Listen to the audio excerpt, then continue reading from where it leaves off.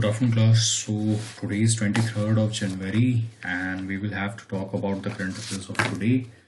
The center have said that there are no further concession to offer by the government to the protesting farmers in the demand by the farmer unions that the farm laws should be suspended in perpetuity, which the center government have denied, and they have said that they cannot offer much. They have said that this is the best proposal that they have provided. If the farmers like it, they may accept the proposal. However, the government have said that they will keep on focusing for the improvement of the prices that the farmers are getting. On the issue with respect to the MSP, they have said that it is under consideration and would be basically debating and talking about in the long run. So they have asked to form a committee from the farmer union in which the relevant issue will be kept up and they will be discussed along with the important issues from the both sides. So that is how they are currently operating now. Further moving on.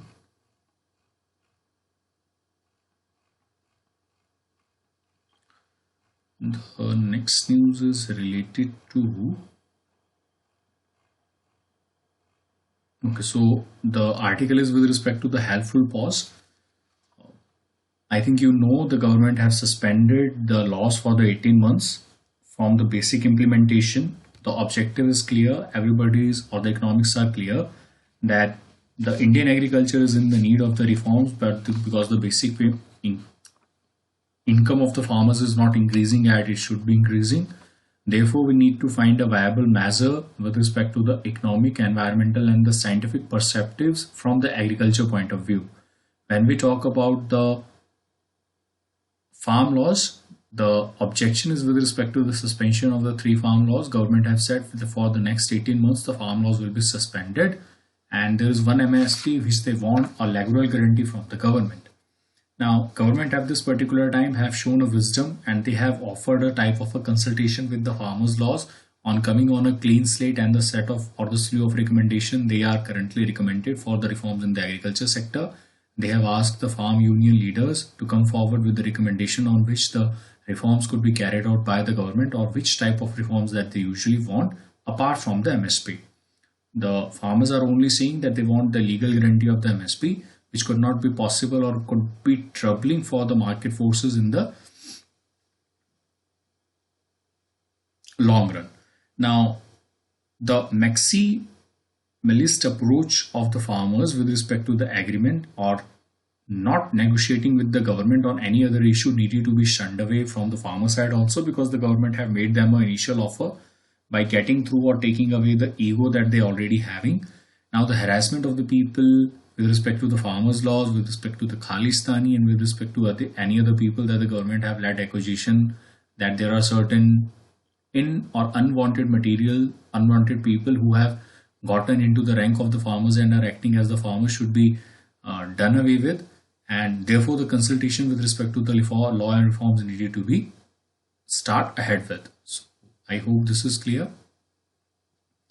The next one is the new framework around caste and the census. So this is a closer engagement between all the stakeholders in census and the socio-economic and caste census. So 2 things about here. There is enumeration with respect to the census and there is enumeration with respect to the socio-economic caste census. So the objectivity of the census of India, the purpose and the objectivity of the socio-economic caste census are different. If you remember the census exercise, this is a decennial exercise that has been conducted since 1881 to map the social change so that it would be helpful to the policymakers and the academicians. The problem with the census of India is that the data is not available for the public to be used in keeping the privacy of the data that is collected on the individual basis from the household surveys. So the data of census of India is not available to the common public. There has also been demand by a certain section of people, and then there is another person called as W.W.M. Yeats, who was the Census Commissioner of India in 1941, who talked about that census is very large, immensely powerful, but blunt instrument unsuited for the specialized inquiry. Okay? So what he have defined the census as, It is a large, immensely powerful tool, but it is not suitable for the critical inquiry or specialized inquiry into any of the form that are there. So what he said that we cannot calculate the caste numbers. We cannot calculate to which caste a particular person is belonging in the census. And as the data of the census is also provided under the privacy that is only available for the government to map the social change and for the policy makers to basically provide in the policy features or include the policy features or the policy development legislation that they want to undertake. Now, Census 1948 provided for all data to be confidential, which is the portrait of the Indian people, talking about all the data that is collected with respect to the Indian population in India.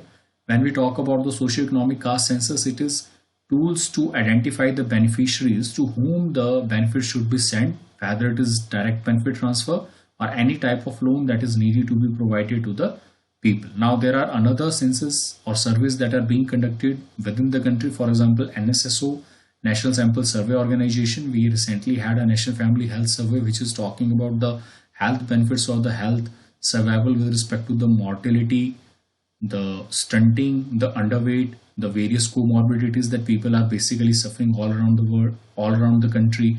Then we have socioeconomic caste census, which basically calculates about the people who are belonging to the backward classes and belonging to the BPL families, which actually help the government policy makers in the regulation or making laws with respect to the various facilities that are needed to be provided. Now, there are two problems with respect to the census and socioeconomic caste census. The census is with respect to the time lag. Time lag is basically that it is only conducted after 10 years and in between you do not have any certain data with respect to the how much the population have changed and what needed to be conducted. The next one is the problem with the socioeconomic caste census. The major problem surfaces the compilation of the data and the ways in which the data is released for the common public or the academician to be used.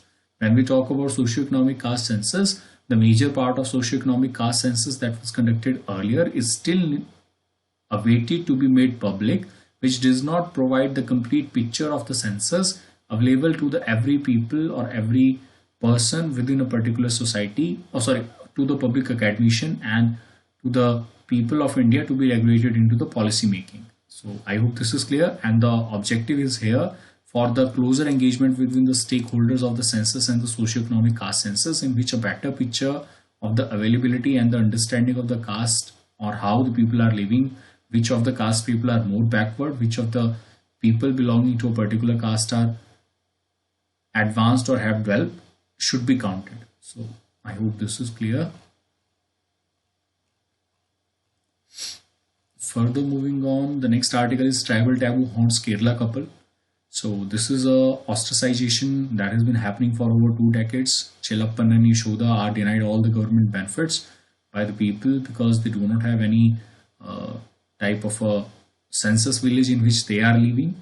They are banished from the colony because this particular person have married a maternal cousin, which is not allowed according to the Adichilipoti Panchayat, Thoti Panchayat, and they have built home in the forest area in which the forest officials are currently helping them, and they are vulnerable to the attack from the animals. If they have to reach the nearest city, there is 30-kilometer raft on the river to reach the town. Now that is the small concerning things in the state of Kochi that have happened that is needed to be revamped. So forest department have come up for the help of this particular couple, but the ostracization that they have been receiving for the last 2 years, the people are still not ready to basically establish their relationship in the society, maybe because of the maternal cousin that he have traveled with.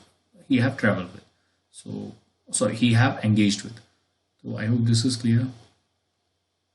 The next one is the Myanmar, Mauritius and Sicily will receive Covishield vaccine that will be transported from India. So India is sending approximately consignment of 15 lakh doses to Myanmar, 1 lakh to Mauritius and 50,000 to the Sicilies.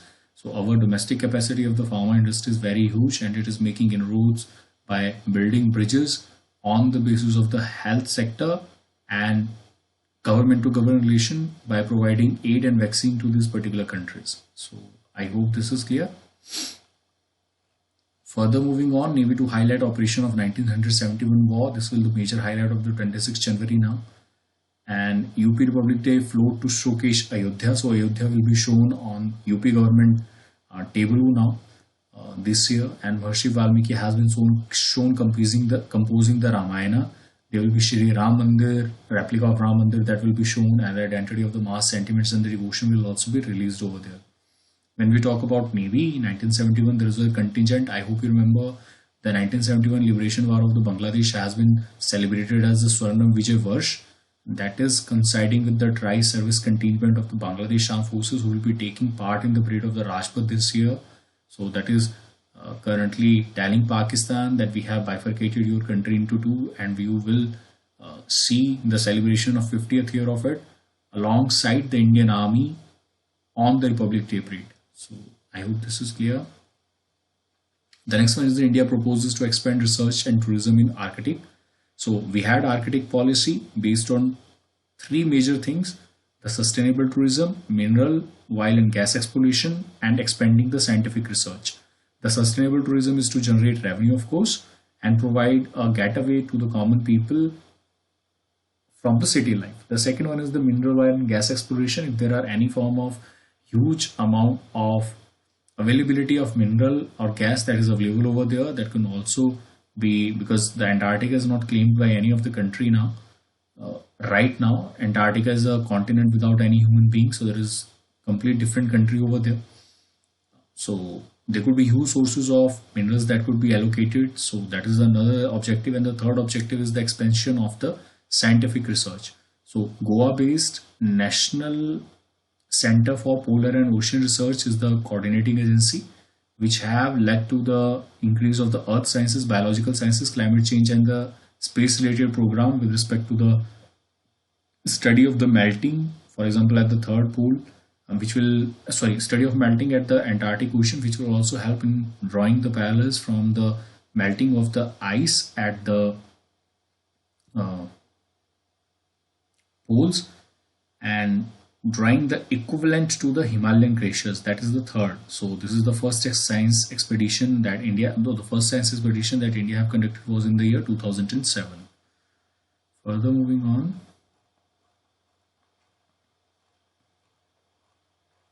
Biden orders aid to combat hunger crisis. He will sign a degree aimed at reviving the economy after COVID-19 causes layoff and the hardship of the people in America. So that is one of the major things that he will be doing now, revamping of the economy. I hope you remember the package for every family has been increased from $1,400 by extra $600. So that is approximately $2,000 that will be provided to every family of a particular person over there who have lost their jobs or who will be losing their jobs. And hunger crisis that is currently surmounting after the fallout, or the major people who have lost jobs in the time of the COVID will again be providing with food, money and packets at the food bank at the drive-thru in the Los Angeles. So this is what the Biden government is going for. Firstly, ensuring that the people will have food. Secondly, ensuring that the package would be there, and then providing the money in the large aspect. Further moving on, RBI move scale-based tighter regulatory framework for NBFCs. Very important decision with respect to the regulatory framework. Now, what RBI have done, I hope you remember the ILFS survey, which was a non-banking financial company. The non-banking financial company does not provide the common citizen to reach to a particular company. And please remember, when we talk about non-banking financial companies, that NBFC, it is regulated by the Companies Act of 2013. However, its major business is to lend to the companies who want the money and extend various type of loans and things that are needed by the people. So the NBFCs are basically the major share of the NBFCs. I think right now the capitalization of the NBFCs is close to about 50 lakh crore, and that is more than 25% of the current capital that the banks are holding. So therefore the regulation of the NBFCs has become all important, and we have seen the fallouts of the failure of ILFS, that is the major infrastructure lending financial company, into the financial sector. So RBI have to come in. Then we have seen exit of certain of the NBFC company from India as they are not finding major prospects in India. So these are the things that were happening in the last year. Now in the particular Background of this, the non-banking financial company, the Reserve Bank of India have come up with the regulation. They have divided the NBFCs into four parts. There are base level, middle level, upper level, and the top level. The top level will face the most stringent of the regulations and the systematically significant regulation, because they have their links with respect to another banks, another loan, and another financial sector. So they will be tightly regulated.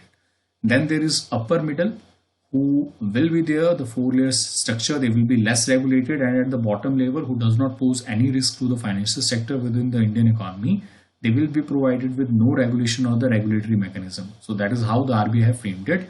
And basically, RBI have said that it is a pyramid in which the top level of the NBFCs will be regulated in a very strict manner, and they have to adhere to the norms that the RBI would be publishing. So I hope this is clear.